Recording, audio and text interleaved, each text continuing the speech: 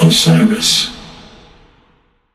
Spotlight On is brought to you by Light, the technology platform reimagining e-commerce for live events. You can learn more about Light at light.com/partnerships. That is lyte.com/partnerships.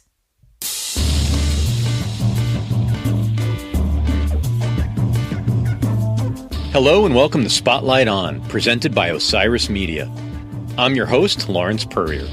Today, the spotlight shines on Shahida Mausi in a very special episode with a very special person, recorded live on July 11th, 2022 in Cleveland, Ohio, at the NIVA 22 conference, put on by the National Independent Venue Association in what was our first live before an audience episode since January 2020 in the before times. Shahida Mausi has brought a sense of mission and advocacy to a life in culture and entertainment. In 1996, Shahida formed The Right Productions, which manages and operates the Aretha Franklin Amphitheater in the heart of downtown Detroit. This unique waterfront venue is the epicenter of live entertainment in the summer for metropolitan Detroiters. Shahida has produced and booked events for luminaries like Wynton Marsalis, Della Reese, Little Richard, Nina Simone, Herbie Hancock, Mary J. Blige, and countless others. She also produced the largest event held during the historic visit of Nelson and Winnie Mandela to Detroit, when more than 50,000 people gathered in Tiger Stadium for a program featuring Stevie Wonder, Aretha Franklin, a 2,000-voice choir, and an array of other artistic and political dignitaries. Shahida also played a central role in creating the African World Festival, which itself serves as the model for the National Black Arts Festival in Atlanta. Shahida is a current or past member of countless arts, cultural affairs, and community boards.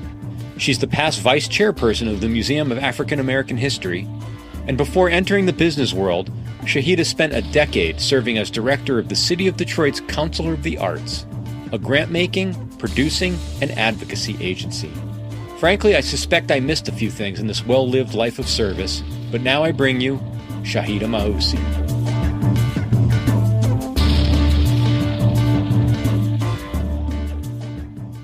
Hi, good morning.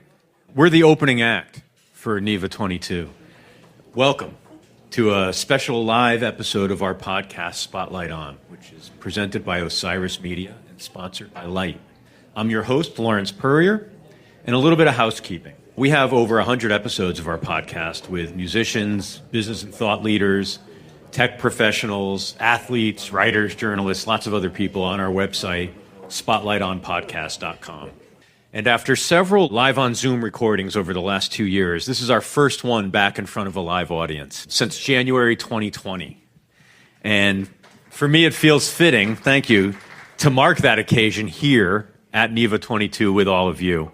It only seems right that we do that with a group of live professionals. So with all that said, today the spotlight shines on our guest, Shahida Mausi. Please join me in welcoming Shahida Mausi. Thank you for joining me. That was a little embarrassing this morning. That was my goal. I figured if I embarrass you, I'd loosen you up, make you a little vulnerable. So, Done. So there are a lot of things that I want to get your perspective on and that I hope we could share with everybody. And I want to start a little bit at the beginning, though. I want to learn about your history and your family's history with the city of Detroit. Before we get to that, though, if I understand correctly, you have some family connection to Cleveland on your mom's side. Can you talk about that? Oh, yeah. Cleveland is another family home for me. My aunt and uncle were entrepreneurs here from the early days in the 30s and whatnot. They were property owners. They owned a nightclub, a bar. And, so I've got family here. I've got family running for office here. Which office? Running for judge. Wow. Yeah, Judge Saffold, we hope to make it. So if you're voting in the Cleveland district, there it is. We are not subject to the equal time provisions, so sorry if you're running against Judge. And about Detroit, so when did your family roll up in Detroit? My family's been in Detroit since 1918. Wow. So, yeah, we've been there over 100 years and came there originally with my great-grandmother with 3 small children. And she established us there, and it's been quite a journey in Detroit. One of the things that we also were involved with there was the Gotham Hotel, which was if you're familiar with Harlem and the Teresa Hotel, the Gotham was the equivalent in Detroit, fine dining, top flight service, but segregated. So that was something that my uncle owned with his partner. And yeah. Is it still standing? No, it was taken during urban renewal. Okay. So there's another story, right? Because we're all talking about what happened to urban renewal tracts across the country and how they impacted black businesses, and that promises were made, rebuilding never occurred. Yeah. So, yeah. I'm from outside of New Haven, and very similar thing. Just whole swaths of the city were sort of supposed to be bettered and remade, and now this is just where the interstate runs through. Exactly. Yeah, and barren land on either side of it. What did your family do in Detroit? Sort of how did they make their way? Well, actually, both here and in Cleveland, my family was in the numbers business. Okay. And I can say that because it's an industry that got nationalized, right? It's now legal, and the state takes the profits, right? Once upon a time. It's called the lottery. Yeah, exactly. Once upon a time, it was illegal. And actually, my uncle here was in the numbers business when it was legal. It used to be legal before the 30s, and there was a revenue stamp that you purchased, and you pay taxes. And so really legal, not just sort of tolerated. It was a business. Yeah. So was marijuana back in the day. It was legal. You could prescribe it before it became illegal, and now it's legal again. So, yeah, there's this nationalization process that goes on with industries. Yeah. Both designed to take money and empowerment out of the community. That's the effect that it's had, yes, because the numbers families were the people that provided scholarships and funding for businesses. They were the bankers in the community when there were no bankers serving our community. So, yeah, it did disempower the community when it became illegal. And there was a book about 10 or 12 years ago I read about the history of the number. I think it might have been called The Numbers Game or something like that. It primarily focused on New York, though, but the role that the numbers played in the community. Do you know anything? Like, can you talk about how were the numbers drawn? Do you remember any of that? Yeah, I do. Tell everybody. It's fascinating. Well, the numbers were selected by the amount of money that was bet in a particular race, some horse race in some other area. And that's how the number was drawn. So the number of the horse that crossed the line? No, it was the amount of money that was bet. Oh, the amount of money, however big the pot was. So if there was $7,422 bet, then the number would be 422. Gotcha. And so what happened to that family business when the state took it over or disallowed it? By that time, my grandparents were of an age to retire, really. But that money sent my mother to Smith College. Wow. And then into a world of politics. She was the first African American in the Foreign Service. So what role? We worked at a consulate. She worked in a consulate in Venezuela. So I lived there for a little while when I was a little girl. Wow, that's incredible. Did you move a lot, or was that? No, we did Venezuela, and then she came back and was posted and took positions with the state of Michigan and then the city of Detroit. So, yeah. So what role growing up for you or in the family context did sort of art and culture play? Was there an awareness? Was it part of your household? Always. Yeah. Always. From little bitty girl in dance class to going with my mother to art galleries. And while she pondered, should I buy this painting or should I buy that table and chairs for the living room? I was like, there'll be tables and chairs, Mama, buy the painting. So it was that kind of relationship always. You mentioned that you had other family members that were in the nightlife business. Like, were you around that as a child? Were you aware of it? Very, very tangentially. Again, that was 2 generations up for me. Okay. So, no. Not family lore or anything like that? No. Just the ability to be present when things began to change. Like, my company was providing all of the entertainment and production services for the MGM Grand Casino when it first opened. So it was kind of this surrealistic experience to stand at the top of the escalator at MGM Grand when they first opened their doors to permit legal casino gaming. The ultimate numbers. Yeah. Yeah. Yeah, to be part of this industry again somehow. Yeah. Yeah. And again, the parallel history of Detroit. Yeah. I mean, 100 and some odd years is it's quite a trajectory in that city. You and your family saw a lot. Yes. What was the Detroit of your childhood and young adult life? Well, I grew up when Motown was on the ascension, right? And like the Four Tops lived down the block, and the Gordys lived about a mile away, and so all of that music that was happening, all the Motown Review that you could go to, and I guess that's really probably where I got hooked, right? Yeah. Somehow I always wound up getting into a seat in the first 3 rows. How do we do that, right? But you could pay $1 and stay and see 5 shows. Yeah. And I did. Where did you get the bug for putting on events? I think it did start with the Motown Review and going to those events. They were major in Detroit. But also, I did my first event when I was in college, and it was a tribute to a playwright, Ron Milner. Mm-hmm. And from there, I've been doing events ever since. What was that first event? You said what was the program? What was it? There was music and spoken word, and it was to honor someone who had set some box office records as a playwright from Detroit. So that's what that happened. But then I've done plays as well as and dance and music. So. And what were you doing in college?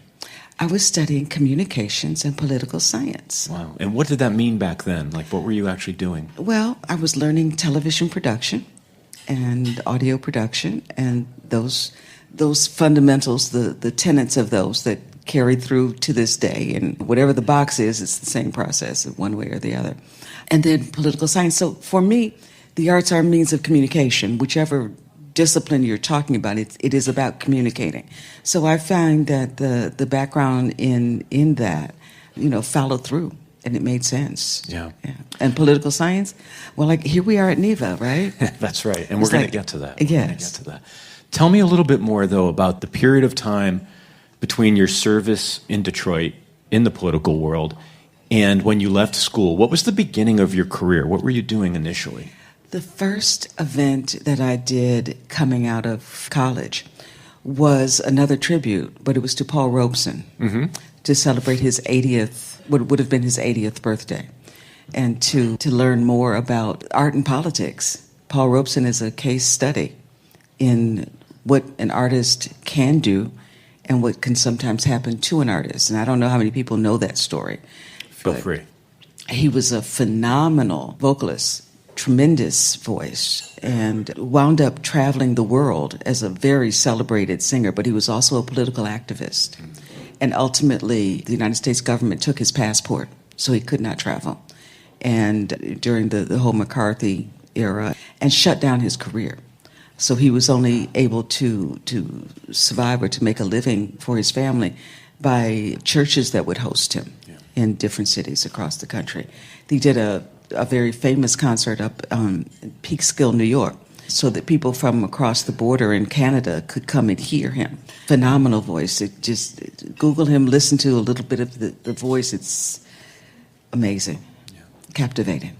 What was the legal pretense for taking the passport, do you know? That he was communist. Communist, yeah, that era, so the 50s, essentially. And again, what was that event? What were you doing? Well, it was a tribute to him. There were readings and music. Again, Detroit was a venue, a city that had a big history of supporting Paul Robeson and supporting other political activists. The labor movement in Detroit spawned that, and it continued almost to this day. For example, Maurice Bishop, who was president of an island called Grenada, came to Detroit to ask for political help and to help try and prevent the United States from invading Grenada. Mm-hmm. The United States did invade Grenada, but the fact that he came to Detroit was kind of indicative of the role of that city in supporting indigenous populations and freedom of speech.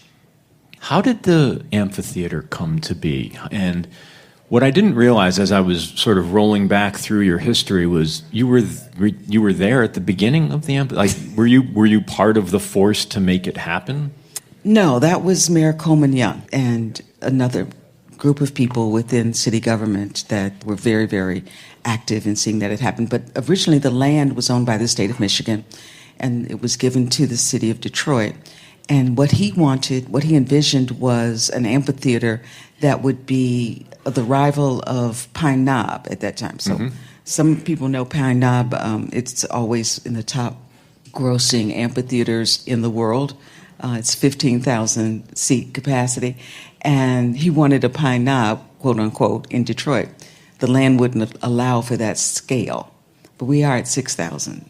And it backs onto the Detroit River. And yeah, I did the first 3 years of programming there then, and established Wednesday night jazz series that's been going on since the 80s. What was the first event you did there? Oh my goodness. I remember a lot of the names that were in that first season, but it was Wynton Marsalis, Diane Reeves, Ornette Coleman. Wow.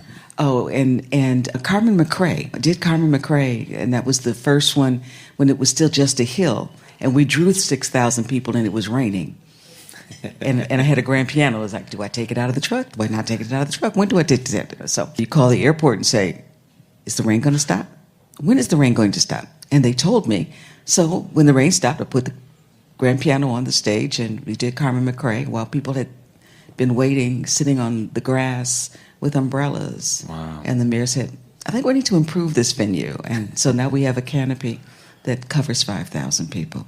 What's the significance of that venue in the community? What role does it play? It really is the heartbeat in a lot of ways of what happens in the city of Detroit over the course of the summer.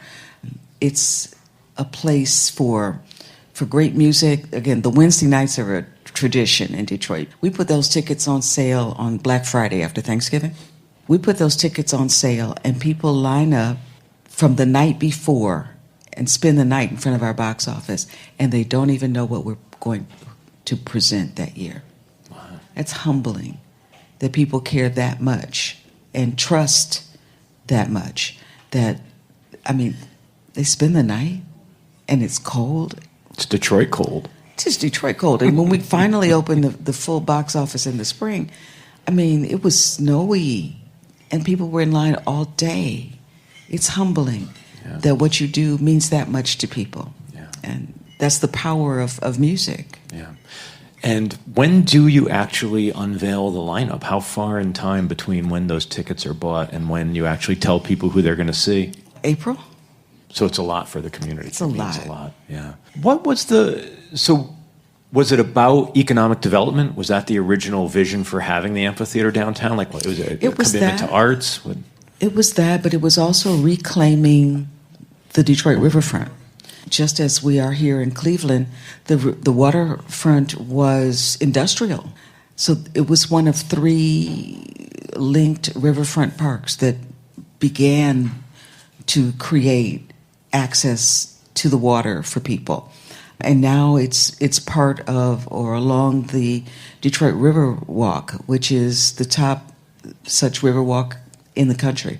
What have the last 10 years in Detroit been like? Well, I mean, we've all been through a lot, right?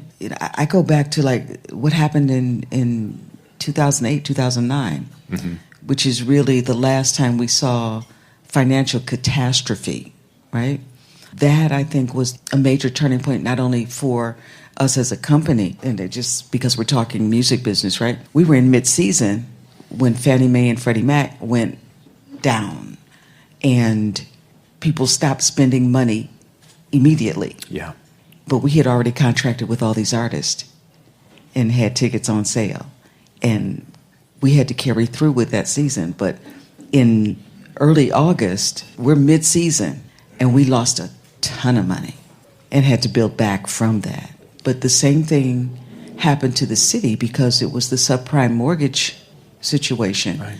And so Detroit, that had been such a mecca for home ownership, beautiful home stock, brick, spacious land, it's like a war zone that we went through during that period of time because so many homes were lost and then abandoned, and then it devastated the city. So in trying to come back from that, It was a long haul, and people were doing well. And, the city government was beginning to rebuild and focus on what was happening in the neighborhoods. And then, of course, here comes the pandemic, right? So this concert venue also became, we did graduations there, but we also did funerals because you couldn't gather at churches or at funeral homes. So we did funerals. We did big funerals in the amphitheater. Is the city more resilient now as we're heading into sort of now another period of uncertainty, economic uncertainty? What's your prognosis for Detroit? It's my hope that the resilience that the city has demonstrated, the work ethic that was spawned, if you will, from the factories in Detroit, and that's the same work ethic that went into building Motown, right? Or to building music programs in the schools. This was not leisure, this was work. That spirit will be revived and continue, and that it's being passed from generation to generation. I think that's the most important thing. We do have a strong legacy in Detroit, and to see that brought forward is essential to the future of our city. We'll be right back with more of my discussion with Shahida Mausi after this break. And now, back to my discussion with Shahida Mausi. There's a word that I read associated with you many times as I was sort of digging into your background and reading other interviews, and it seems like it's a good word for the city as well, which is hustle. That you're known for your hustle, and it sounds like Detroit needs to be known for its hustle, and that's what's gotten it through. What does hustle mean to you? Overcoming. Whatever's in front of you, keep going, right? I think that the climate contributes to that, right? If you grow up in a cold weather climate, to just get out your door and get to wherever you're going, you've got to go over something. You've got to go through some things, right? And you have to have the determination to do that. And I think that builds character, and if you've got to go, you got to go. Yeah. And so I think it's just part of what we do in the city. It's doing what needs to be done. Yeah. Yeah. All right, well, let's talk a little bit about why everybody's gathered here, if we can. What does it mean to you at any level to be an independent? For me, it is freedom. It means that I have the ability to dream and to see that dream become a reality because I decide it's going to be, because I can figure out how to get that done. That's what makes it fun every day still after all these years, right? Like I did an event with Deepak Chopra and India Arie. Well, they'd never met.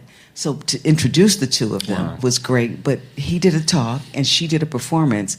And so we called it Music and Mastery. I can dream up things and do things like that. We're going to do something, and I don't know if I can tell this yet. I'm going to tell this. We're working with an organization called the Neighborhood Services Organization, which is a major nonprofit. And maybe this is something that some of the audience may find useful in some way. And we're creating a shelter, if you will, for musicians and for artists, a place where the creative community can get housing and also other services while also being able to do their art, right?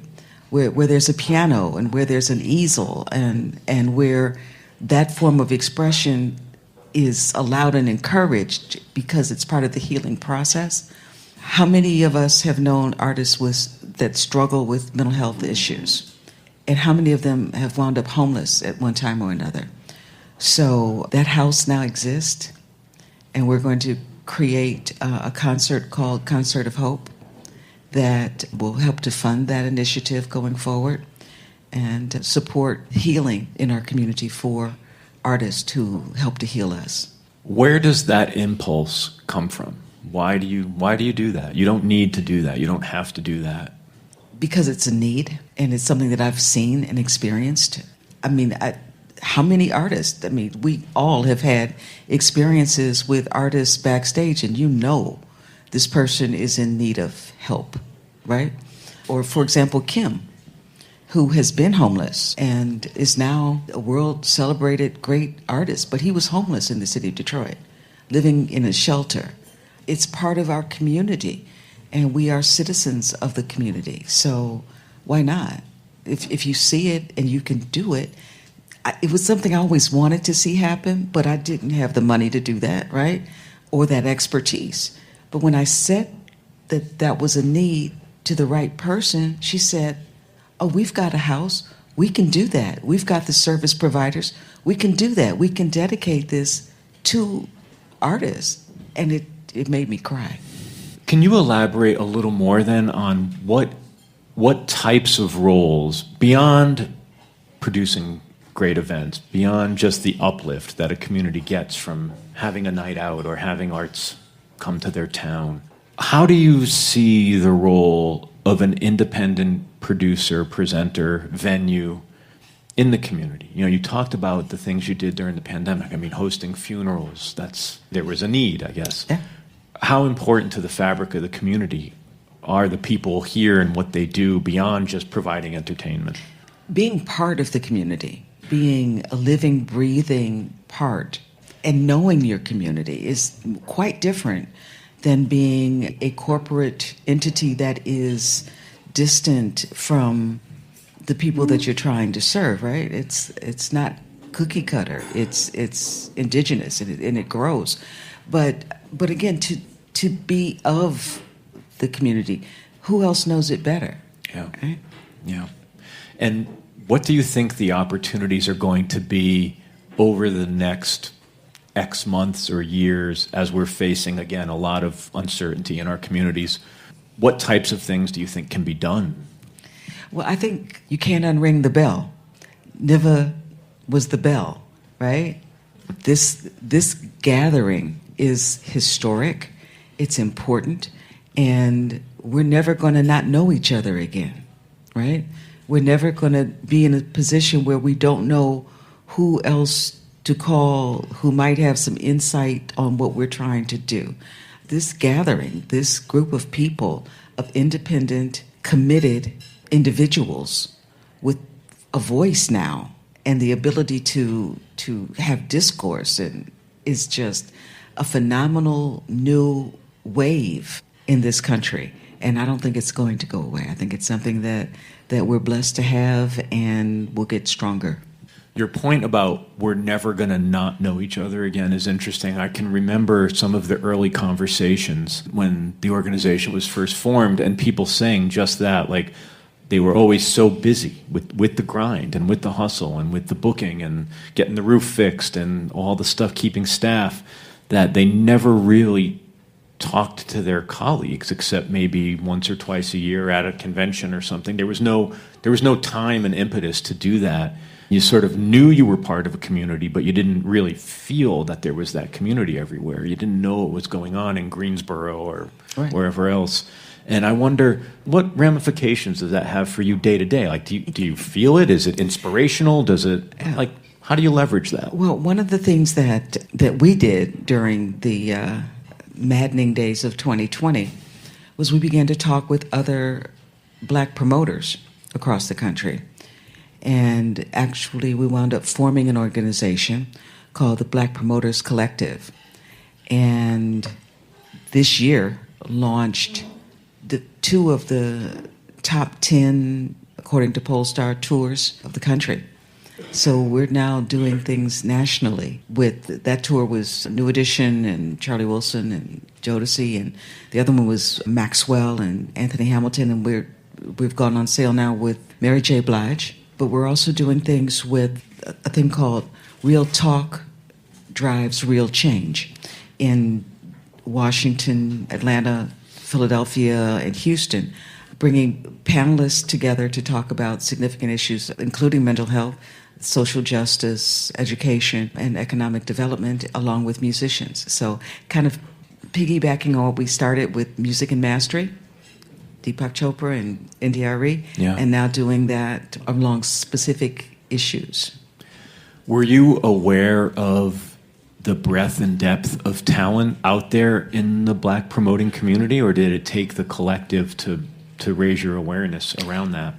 No, we knew. There were legends, but we're stronger together. No one of us could have gotten the deal done to do Mary J. Blige on tour, right? But together we could.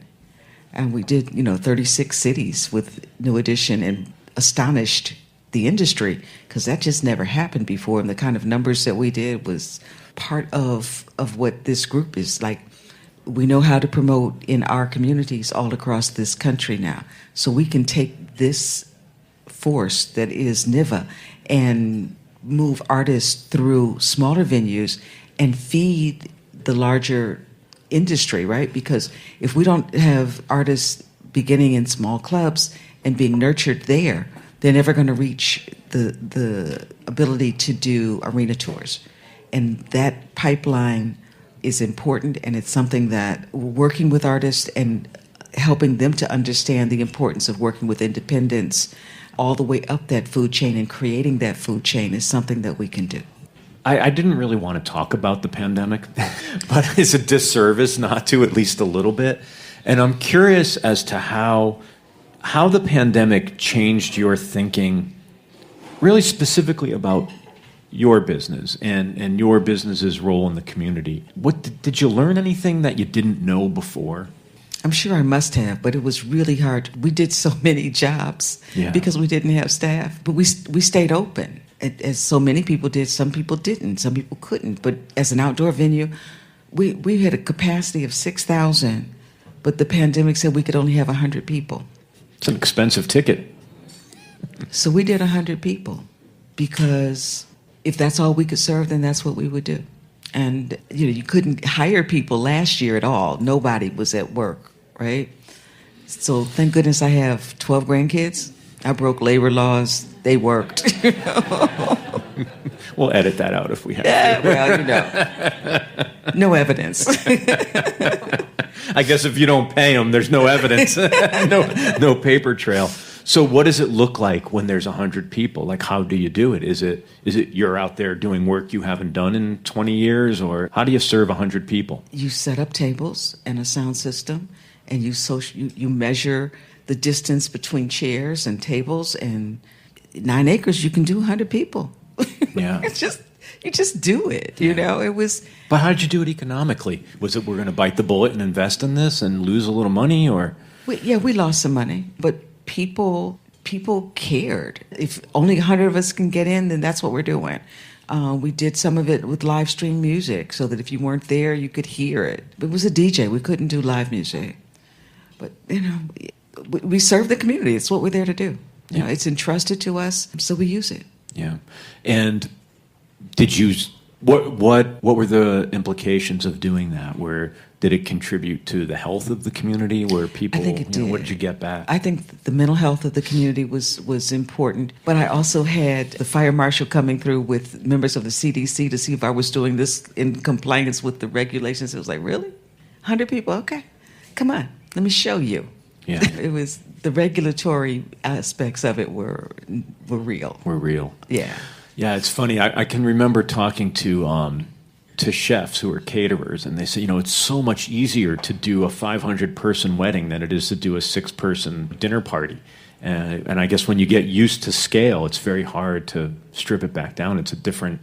No, it's the same. It's the same work that you're doing, whether it's a small piece or a big piece. The question is whether you have some other hands to help do it. But no, I was setting up tables and stretching tablecloths and doing whatever was needed. Did you find any opportunity in the pandemic, or are there new opportunities as you're coming out of the pandemic that you might not have seen before? I think really NIVA is what came out of it. Working together with other people, pulling together the Black Promoters Collective, working on those things. Those are major, tangible outcomes. That was the upside of the pandemic for us. Yeah. And also giving my grandchildren, the opportunity to learn to work together. Tell me a little bit about your family and the business. So how does it work in terms of, not the labor laws, we don't have to talk about that.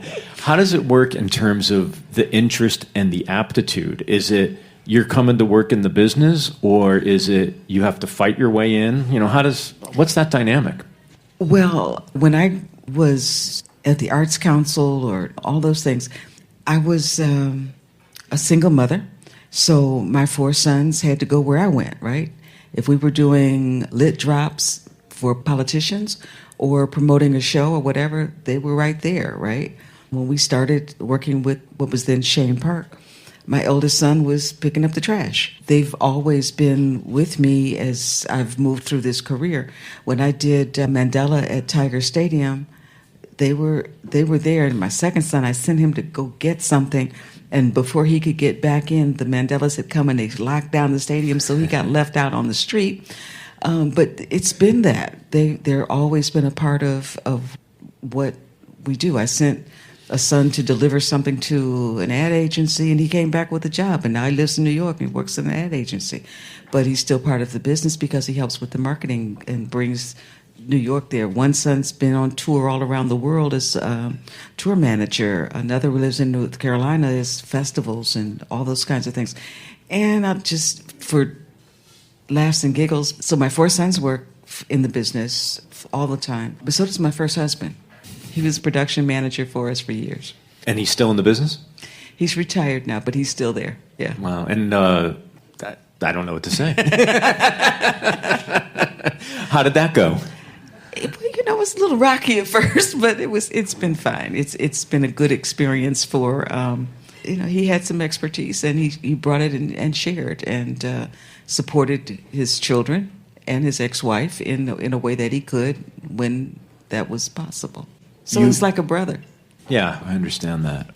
What are some of your hopes and aspirations for this organization going forward? What would you like to see this be or become going forward? I want to do more with the organization. I really do want to focus on how we move talent through this network that exists. How do we do that? What are we doing in terms of artist development through NIVA? Because this is the network, this is the food chain that we can strengthen. I think it's important.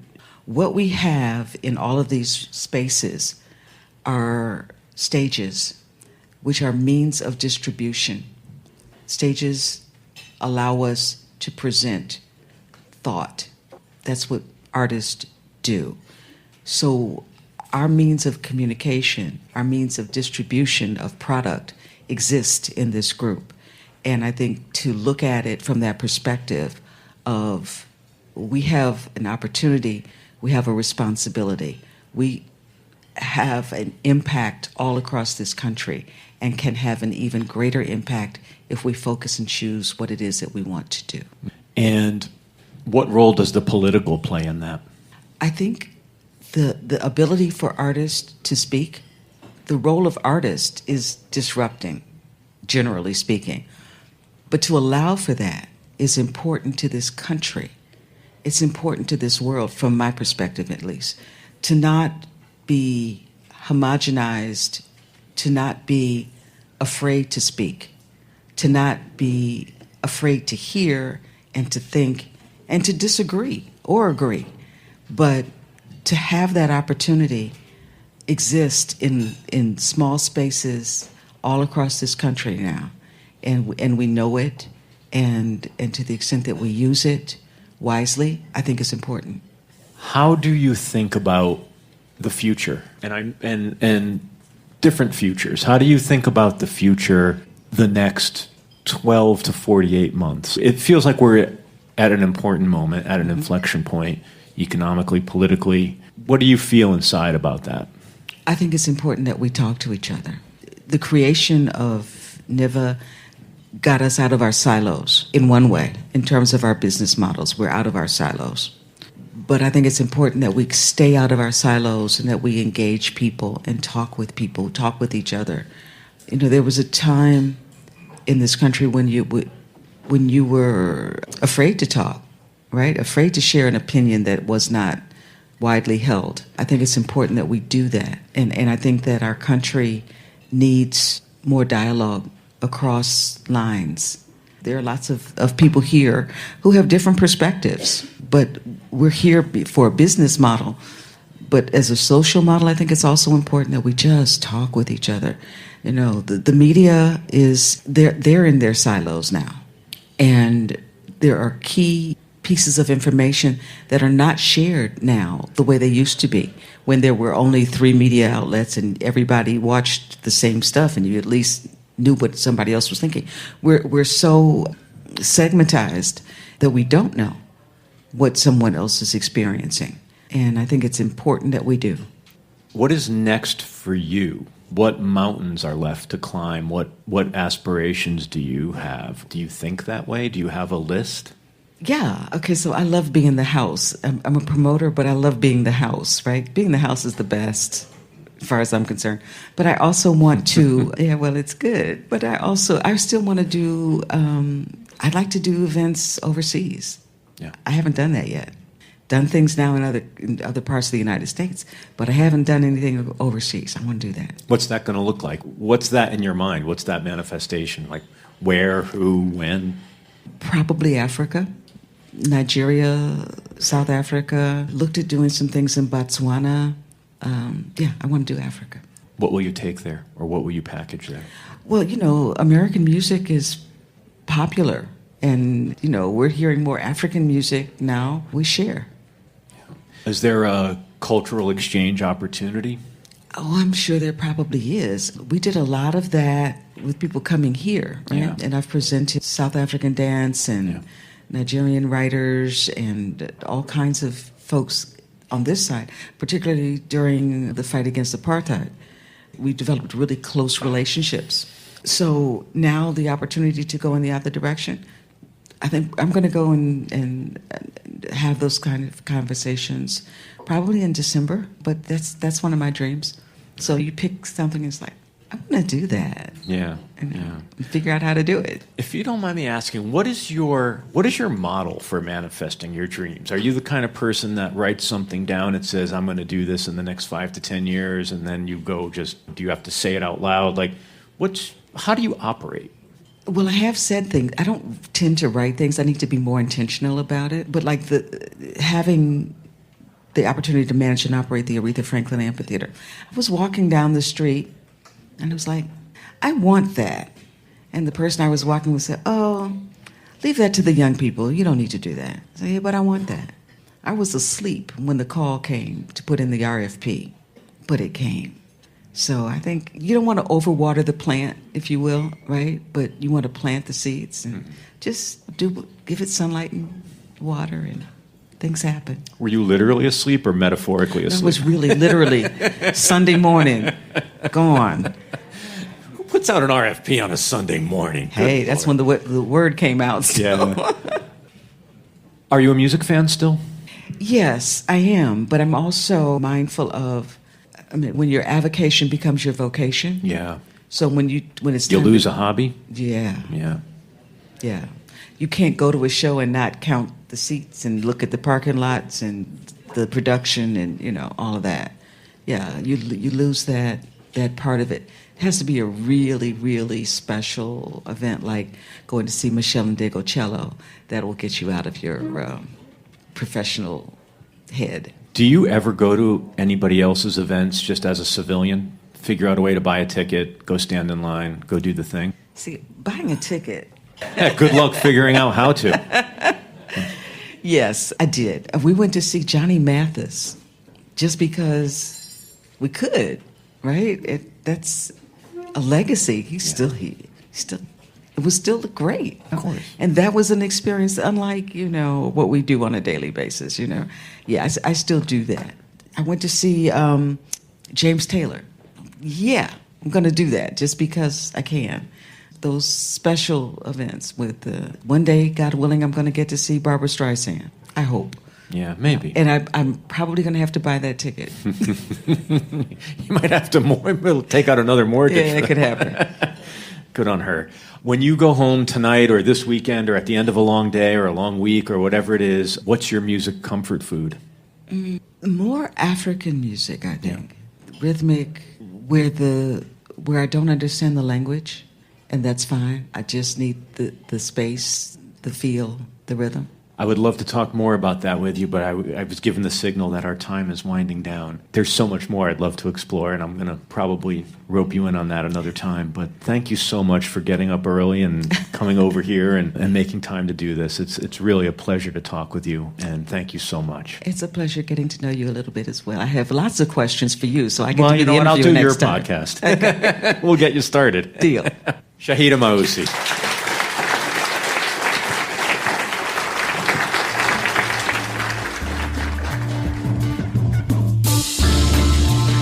Thank you so much, Shahida Mausi, and everyone involved with NIVA 22. And thank you for listening to Spotlight On, which is presented by Osiris Media and brought to you by Light.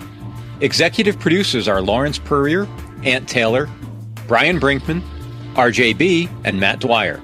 Spotlight On is produced by Craig Snyder, with post-production by Michael Donaldson and theme music by Q Burn's Abstract Message. If you like what you've heard, please share us with a friend and leave a review on your podcast platform of choice. Visit us online at spotlightonpodcast.com or at spotlightonpod on Instagram and Twitter. Thanks for listening, be safe, and stay in touch. Osiris.